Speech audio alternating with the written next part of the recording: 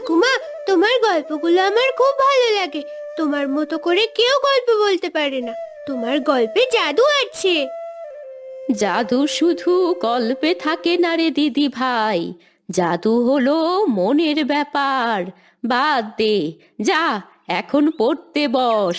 শুধু গল্প শুনলে হবে, পড়তে হবে না বুঝি? ওগো, তুমি এখন বের হবে? একটা কথা ছিল, শুনবে? হ্যাঁ গো, বলো, কাজে বেরোচ্ছি। মা চিতই পিঠা খুব ভালোবাসেন, জানো তো।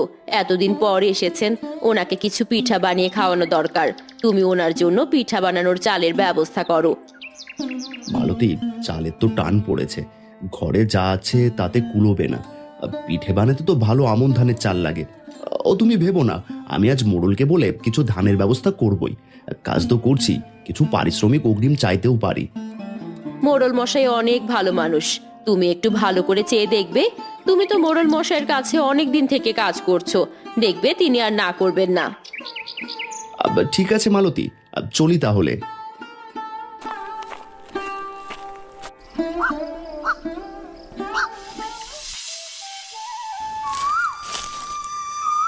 হারান রে, এবার আমন ধানের ফলন ভালোই হয়েছে, কি বল?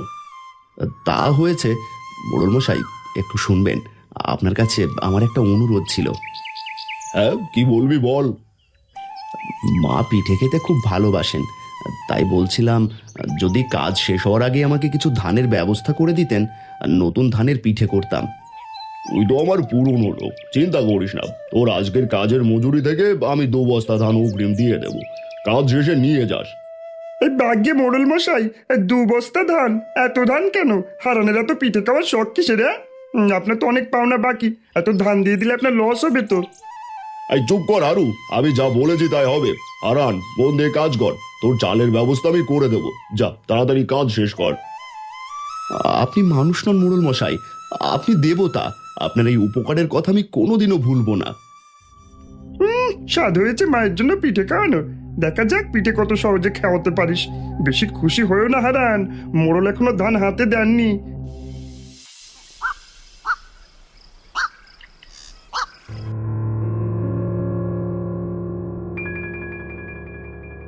হারুদা, কাজ শেষ করে এলাম, ধানগুলো কেটে বিছিয়ে রেখে এসেছি। মোড়ল মশাই বলছিলেন আমাকে 2টো ধানের বস্তা দিতে। তুমি চাবিটা দাও, আমি নিয়ে যাই। ওই কিসের পিঠা? কিসের কি? মোড়ল মশাই তোমার মতো গরিব মানুষকে এত সহজে ধান দিয়ে দেবেন? তিনি শহরে গেছেন, যাওয়ার আগে স্পষ্ট বলে গেছেন হারানকে এখন কোনো ধান না দেওয়ার জন্য। এবেলা বাড়ি যাও দেখি। এটা কি তোমার নিজের কথা না মোড়লের কথা? আমি কত আশা নিয়ে নিলাম। তুমি একটা মানুষের এত বড় আশা এভাবে ভেঙে দিতে পারো না। সকালে তো কর্তা নিজের মুখেই বলল। সাহস দেখাচ্ছ কাকে? সাহস দেখাচ্ছ কাকে? আমি যা বলেছি তাই সত্যি। মোড়ল এখন বাড়ি নেই, তুমি এখন চলে যাও দেখি। তোমার মতো গরিবে এত পিঠে খাওয়ার শখ কেন? যাও যাও, 2 পয়সা কামাইয়ের মোড় নেই, সেবার নতুন ধানের পিঠে খাবে, যত সব। ঠিক আছে হারুদা, তোমার মতো পাষাণ হৃদয়ের মানুষের কাছে কিছু চেয়ে আমার ভুল হয়েছে, আমায় মাফ করো। আমি পাষাণ হৃদয়ের মানুষ? পাষাণে দেখেছিস কি?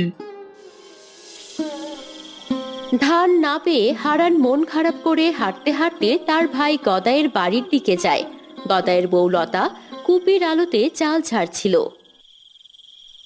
ছোট বউ, মা আসছেন, ওনার জন্য পিঠে বানানো চালের খুব দরকার। গদাই তো একবার দেখাও করলো না। যাকগে, যদি তোমাদের গোলা থেকে আমাকে সামান্য কিছু চাল ধার দাও, পরে আবার দিয়ে দিতাম। উনি তো আপনার ভাইয়েরও মা, তাই একবার তো ছোট ছেলেকে দেখতেও এলেন না। আপনার বাড়িতে এসেছেন, আপনারাই খাওয়ান, আমি চাল দেবো কেন? আবার আপনার ভাইয়ের কথা বলেন, সে গেল না কেন? ছোট বউ, হাজার হলে উনি তো গুরুজন, মাকে কথা না শোনালেও পারতে। আসলেন 2 দিন হলো, এখানে অবশ্যই আসতো। হয়েছে, আর আদিক্ষেতা করতে হবে না। আমার স্বামী তো সারাদিন খেটেই মরে, তার উপর তোমার এই ধারের বোঝা চাপানো কেন? অন্য কোথাও যান, আপনাকে চাল ধার দিয়ে সংসারে কোনো লোকসান করতে পারবো না। তুমি আমাকে এত কথা শোনালে, তোমরা আপন হয়েও এমন করলে। ঠিক আছে, হ্যাঁ, আমি আর তোমাদের বিরক্ত করব না। বিরক্ত করবে না, নতুন ধান দেবো, সে যেন ধান রেখে গেছে।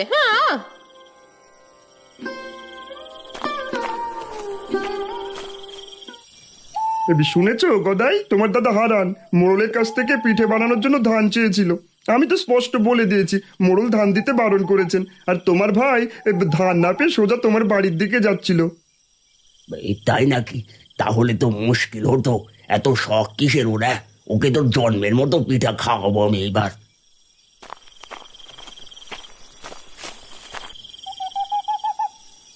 আমি এখন তোর বাড়ি থেকেই আসছি রে গদাই।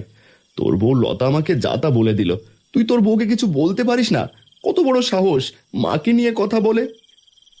এই তোমার এত বড় সাহস, তুমি আমার বউকে অপমান করো? আমার বউকে অপমান করার মানে আমাকে অপমান করা। তোমার এত বড় স্পর্ধা, পিঠে খাওয়ার শখ মিটিয়ে দেব। প্রচন্ড রাগে ক্ষোভে গদাই হারানের গালে জোরে একটা চড় বসিয়ে দেয়। বেশ হয়েছে, বেশ হয়েছে। তুই আমার ছোট ভাই হয়ে আমার গালে চড় মারলি গদাই। ভালোই করেছিস, আমার মতো মানুষের এটাই প্রাপ্য ছিল।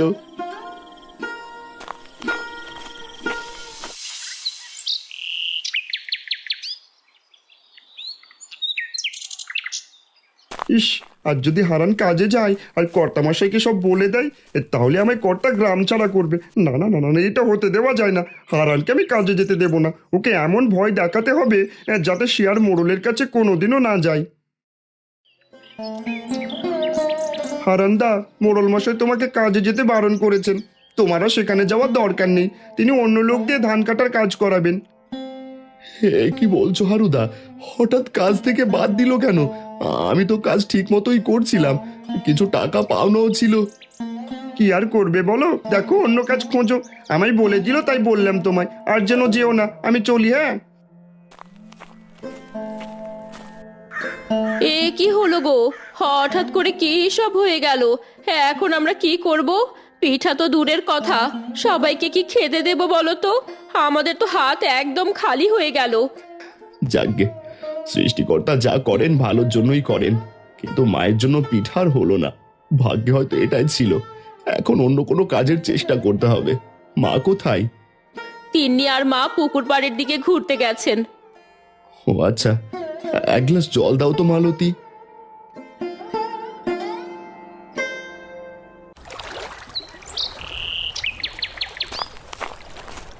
এই কিরে হারান, তোর তো সব সময় কাজের জন্য ব্যস্ততা থাকে, আজ এমন চুপচাপ কেন রে?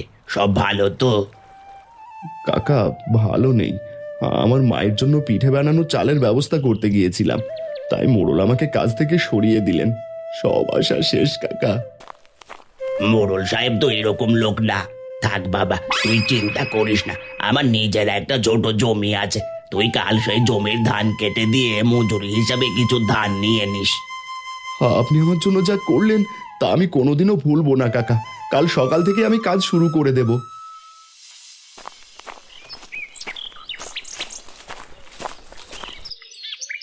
কিরে কালু, কোথা থেকে এলি? হ্যাঁ, মাথায় ওটা কি? বাজারে চুরি। তা তোমার ভাইকে দেখে এলাম। শুনলাম হারাধন কাকার ধান কেটে ধান নেবে।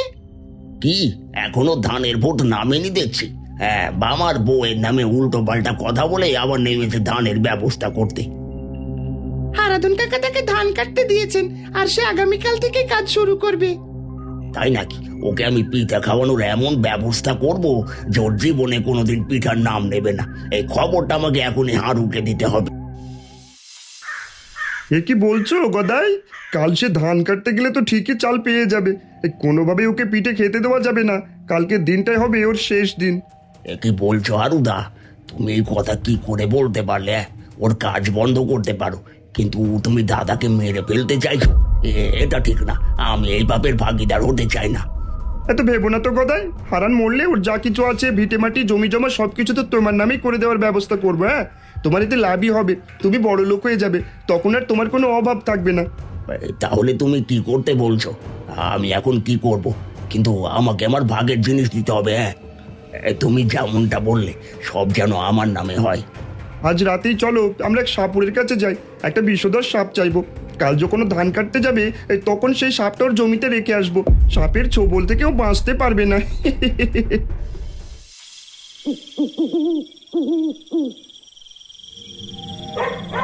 এই সাপুরে ভাই, আমাদের একটা বিষধর সাপ দাও দেখি। আমরা কিছু বিশেষ কাজ করব। এর জন্য তুমি যত টাকা চাও আমরা দেব। এটা আমাদের খুব দরকার। না গো, আমি ওসব কাজে আমার সাপ দিই না। সাপ তো ভগবানের জীব। তোমরা চলে যাও, এটা দিয়ে আমি ব্যবসা করে খাই, এটা আমি দেব না। কি হবে হারুদা, সাপুরে তো সাপ দিচ্ছে না, এবার কি করব? আমাদের পরিকল্পনা তো ভেস্তে যাচ্ছে গো। দাঁড়াও, যদি সোজা আঙুলে ঘি না ওঠে তবে আঙুল বাঁকা করতে হয়। ঠিক আছে সাপুরে, তোমার যেহেতু অসুবিধা, তাহলে আমরা তো আর জোর করতে পারি না। চলে এসো গো গদাই। জানো তো, হারাধন কাকা আমাদের এই দুর্দিনে এত বড় সাহায্য করলেন। কাল ধান এলে মায়ের জন্য পিঠে বানাতে আর কোনো বাধা থাকবে না। হ্যাঁ, মায়ের জন্য পিঠার চালের ব্যবস্থা হয়ে যাবে। কিন্তু দুদিন ধরে তোমার গালে অমন লাল হয়ে আছে লক্ষ্য করছি, তুমি তো কিছু বলো না। আরে ও কিছু না, ধান কাটতে গিয়ে ধানের ঘষা লেগে লাল হয়ে গেছে।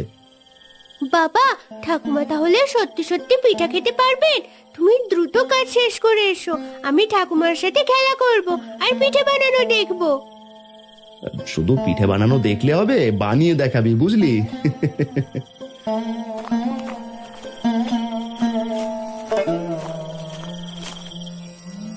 বাবা হারান, আমার জন্য এত ব্যস্ত কেন হচ্ছিস?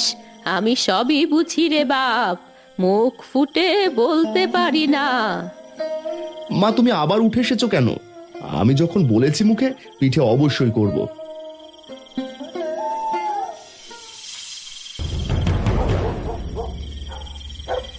গদাই আসতে চলো, শব্দ করো না, ধরা পড়লে খবর আছে। হ্যাঁ, এই বেটা সাপুরে খুব নাচর বান্দা। আমাকে বলতে হবে না, তুমি সরো, আমি নিয়ে আসছি। এই বলে গদাই সাপুরের বিছানার নিচ থেকে একটা বিষধর সাপের বাক্স চুরি করে, আর দুজনেই সেখান থেকে চলে যায়। গদাই, সাপের ঝুড়িটা আমায় দাও, সাপটা বের করে এখানে ছেড়ে দিয়ে যাই। আশেপাশে লক্ষ্য রেখো, কেউ দেখে ফেললে কপালে দুঃখ আছে। এই নাও, সাপটা বের করে ছেড়ে দাও।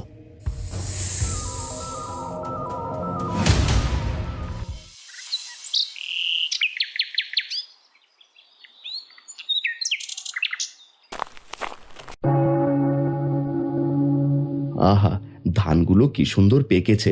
হারাধন কাকা না থাকলে আজ যে কি হতো। কথা না বলে কাজে হাত দিই।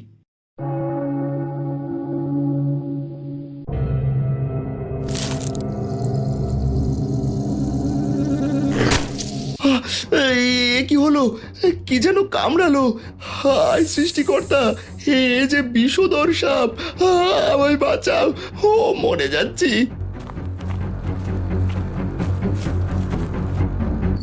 কি হারান্দা, তুমি এখানে এভাবে পড়ে আছো কেন? তোমার কি হয়েছে? ওরে বাবা, তোমাকে তো সাপে কামড়েছে। দ্রুত কবিরাজের কাছে যেতে হবে। মাকে আর পিঠে খাওয়ানো হলো না, আমার সব আশা শেষ হয়ে গেল। মহেশ, তুই আমার বাড়ি গিয়ে মালতী আর তিন্নিকে খবরটা দিস। আগে তোমায় বাঁচাই, তুমি চুপ করে থাকো, তোমার কিছু হবে না, আমি তোমাকে নিয়ে যাচ্ছি।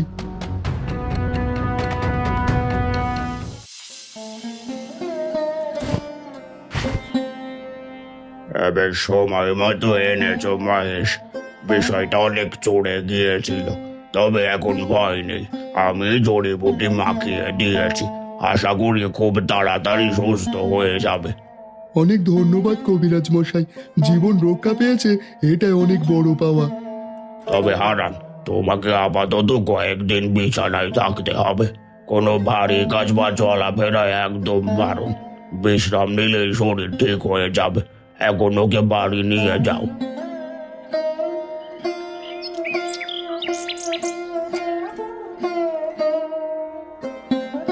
ওগো, তোমার এ কি দশা! এত বড় সর্বনাশ হয়ে গেল। আজ যদি তোমার কিছু হয়ে যেত, আমরা কেমন করে থাকতাম গো? চিন্তা করো না, আমি ঠিক আছি। শুধু মাকে আর পিঠা খাওয়ানো হলো না, সব চেষ্টা বিফল হলো। আমারই কপাল খারাপ। বাবা, তুমি চিন্তা করো না, তুমি সুস্থ হয়ে ওঠো। আমি জমি থেকে ধান কুড়িয়ে আনবো, আমরা সবাই মিলে পিঠে খাবো। আমি ঠাকুমাকে পিঠে খাওয়াবোই।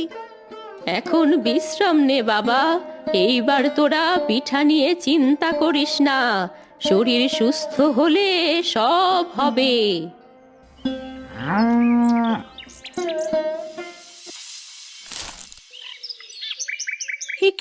এত কম ধান কুড়িয়েছি, এভাবে ধান কুড়িয়ে কি পিঠের চাল হবে? কিন্তু কি করব, বাবা যে বিছানায় পড়ে আছে। বাবাকে সান্ত্বনা দিতেই রোজ ধান কুড়াই। আমার বাবা কত কষ্ট করে আমাদের জন্য। যদি আমি একটু বেশি চাল পেতাম। তিন্নি হতাশ হয়ে নিজের মনে ধান কুড়াতে থাকে। হঠাৎ দেখতে পায় ধান ক্ষেতের মাঝে একটা সুন্দর জলাশয়। সেখানে অনেক হাঁস খেলা করছে। একি, ধান ক্ষেতের মাঝে এত সুন্দর জলাশয়, আর কত হাঁস পানিতে খেলা করছে। তুমি রোজ ধান কুড়াও, আমি দেখেছি তোমার খুব কষ্ট। তুমি তোমার বাবা ও ঠাকুমার জন্য পিঠা খাওয়াতে চাইছো, আমি সব জানি। তুমি কে? তুমি আমার কথা শুনতে পাচ্ছ? তুমি তো একটা হাঁস। তুমি আমার দুঃখের কথা কি করে জানলে? আমি সাধারণ হাঁস নই, আমি পরের দেশের হাঁস। এগুলো আমাদের সাথী। তোমার যখন ইচ্ছা তুমি এখান থেকে একটা হাঁস নিয়ে যেতে পারো। কিন্তু হাঁস বন্ধু, আমি হাঁস দিয়ে কি করব? আমি রোজ আসি ধান কুড়াতে, অল্প অল্প করে জমিয়ে চাল করে পিঠে খাবো। এই নবান্নে সবাই তো পিঠে খাচ্ছে। শোনো তিন্নি, এখান থেকে একটা হাঁস নিয়ে গেলে সে তোমাকে অনেক ধান দেবে আর অনেক হাঁসও দেবে। তোমরা সেই হাঁসের মাংস দিয়ে পিঠা খেতে পারবে। তুমি সত্যি বলছো? তাহলে তো ভালোই হয়। তুমি খুব ভালো হাঁস বন্ধু। এই বলে তিন্নি একটি হাঁস নিয়ে বাড়ির দিকে রওনা দেয়।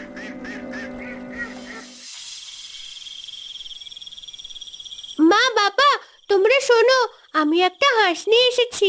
এই হাঁস আমাদের অনেক চাল আর হাঁস দেবে। আমরা আবার নতুন ধানের পিঠে খেতে পারবো, সেটাও আবার হাঁসের মাংস দিয়ে। হে কি বলছিস মা?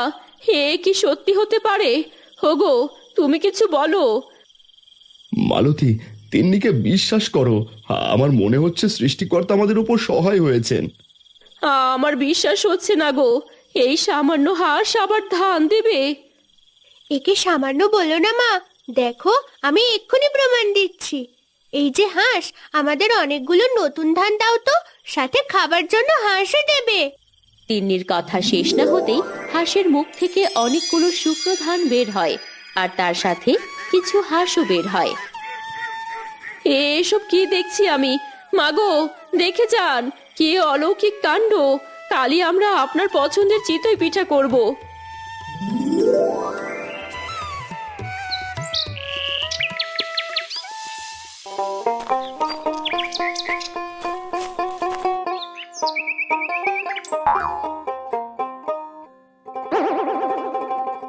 হারু গদাই, আমাকে দেখে পালানোর কিছু নেই। আমি জানি সব তোরাই করেছিলি। তোমার সামনে দাঁড়ানোর মুখ আমাদের নেই দাদা, আমাদের যেতে দাও। আজ রাতে আমাদের বাড়িতে হাঁসের মাংস দিয়ে চিতই পিঠা হবে। তোমরাও এসো। তোমরা না এলে কিন্তু পিঠা অসম্পূর্ণ থেকে যাবে। তোমাদের নিমন্ত্রণ রইল। আর এটা শুধু আমার কথা নয়, মা নিজে বলেছে।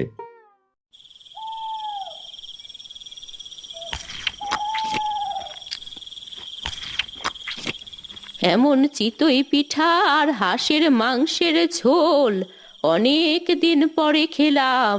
তোরা আজ আমার জীবন ধন্য করে দিলি। এই পিঠার জন্য কতই না কষ্ট করলি তোরা। সবই তিন্নির জন্য মা। ছোট্ট মেয়ে হয়েও আমাদের জন্য যা করলো তা ভোলার নয়।